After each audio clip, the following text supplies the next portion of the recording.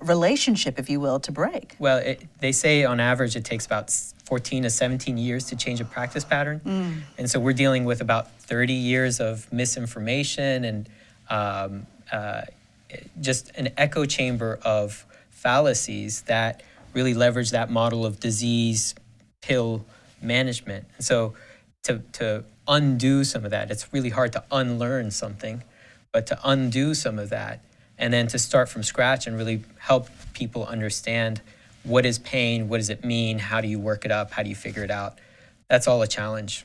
Well, Big Pharma is undergoing, I guess, a revolution, if you will, of sorts with recent cases that have been found in favor of the plaintiffs. Yes. And the main one that we've been talking about, Purdue Pharma, Johnson & Johnson. But you said that while we hear these large award amounts, $500 million here, $500 million there, this is just a drop in the bucket for these companies. It is. It's a drop in the bucket from a profit standpoint for them, but it's also a drop in the bucket for the treatments. I testified in the Oklahoma trial, and I met Commissioner White, who is the health commissioner for the state of Oklahoma. Yes. And the abatement plan that they had, the cost of just getting ahead of this or catching up to this problem, not just getting ahead, but the cost of that, the award was for just 1 year of the cost that it's going to take. That $500 million. That's just 1 year of what they project as it's going to cost to clean up this issue for the state of Oklahoma. For just the state of Oklahoma. For just the state of Oklahoma. But being there on the front line, do you see that there's any remorse or concern from pharma, or is it just they're saying that it's a choice, everybody has a choice to take their medicine or not take it? You know, that's a hard question to answer. I mean, I can't speculate on that. However, I think that the decisions that were made that evolved into this problem were more corporate-based decisions. It's just looking at numbers and seeing how they can grow and develop, as opposed to really looking at the consequences of what the implications are. And it's easy to look in retrospect and malign. I don't think that really moves us forward. We primarily need to focus on how do we rectify the issue? How do we undo some of the learned mythology? How do we get the patients who have lost hope in healthcare because they've gone through this cycle of hope and despair where they're given a pill and said, this is going to cure your problem. Right. It doesn't. And then they feel like, well, I've tried everything, nothing else works. When you've reached that point of despair, it's really hard to have hope again. Sure. But that's really what we're trying to do, is reinvigorate that hope that, yes, there are better solutions, but it's a challenge. So then let's talk about some of the better solutions that Wellward offers to patients out there. So we have a methodology that we call HEAL. It stands for hearing the message that your body's trying to convey with pain, envisioning what the future is meant to look like, alleviating your symptoms, and then leveraging healing.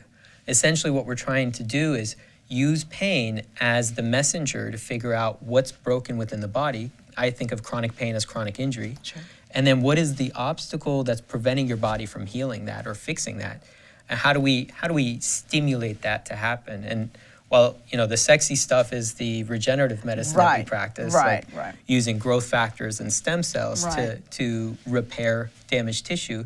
But it can be as simple as just changing your nutrition to eat better, give your body the building blocks to start To fix it. fixing things, and getting the right movements or getting the right exercises. Exercise is kind of, I say it's the fountain of youth. It's the way that we repair. Right. It's just a matter of helping people understand what exercises are helpful versus what could be exacerbating the problem. So this is more of a mind over matter, if you will. I don't say that, because mind over matter gives the assumption that the pain is unreal, that you're just creating it. But I do think that there is a mind property to it, because the part of your brain that deals with pain pulls from the same resources as the part of your brain that deals with emotions. So if you've got one, it's going to drain what's available for the other, and that's why we see this hand in hand of depression and hopelessness with people who have pain. So now, are you looking, though, to treat people who've never been exposed to the opioids or the painkillers, or are you able to for lack of a better word, rehabilitate someone who has gone down the path of taking those and simply just doesn't want to do it anymore? Both.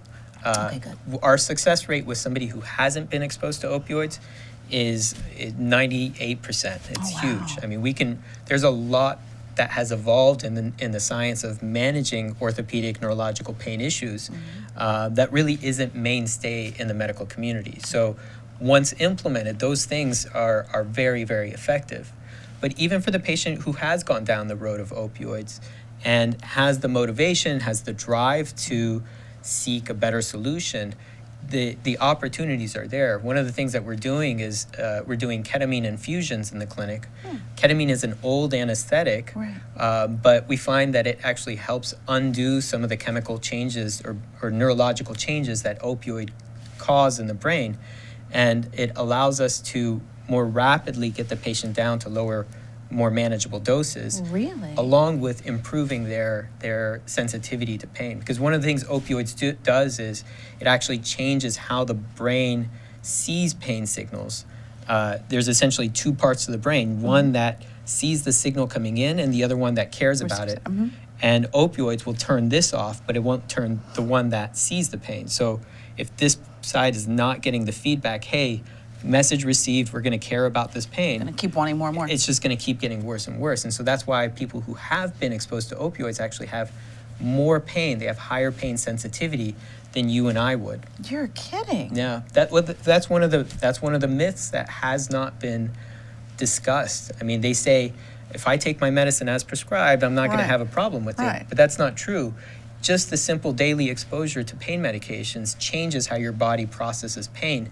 And to undo that takes a lot of work. Well, like I was telling you, when I had my daughter, they wanted to give me Percocet. Yeah. And I told the nurse, no, thank you. I didn't want it. I said, just give me some Tylenol, you know. And she looked at me like, really? You just want Tylenol? Is it that we as consumers need to kind of put our foot down in the beginning and say, no, thank you? Or, you know, or should we go ahead and trust and maybe try and take it a little bit and try to wean ourselves off? What's kind of your... Well, I think that's kind of the travesty of this problem is that it's undermined the trust that people have in healthcare. And that's not something that should ever happen. We should have a healthy skepticism about every decision that we make, but at some point you have to be able to trust people.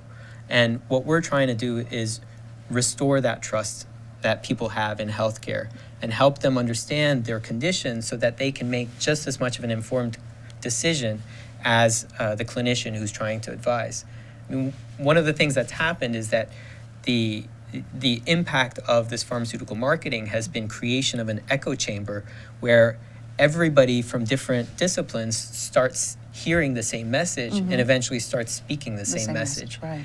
Now what we're trying to do is recreate that same echo chamber, but do it in a positive light where people can understand the impact of opioids, can understand their body and why it hurts, what happens to us as we age. All of those things are valuable pieces of information that can help any individual make decisions. Well, now, would I be referred to you by my primary care or my physician who is treating me for whatever particular illness, or do I come to you directly? So, you know, there are services that we have that insurance won't cover, and those you can just come to us directly. But for services that insurance does cover, because we're a specialty practice, you often do need a referral.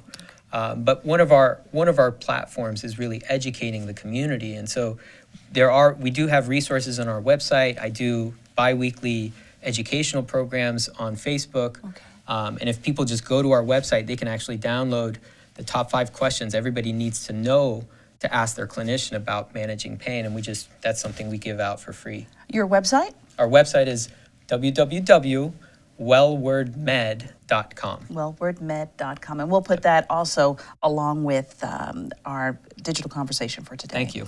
Dr. Danish, thank you so very much. Always good to see you. Always good to see you out there too. So thanks so much for watching this LEX18 digital conversation. For more, just log on to lex18.com. Until next time, I'm Dia Davidson.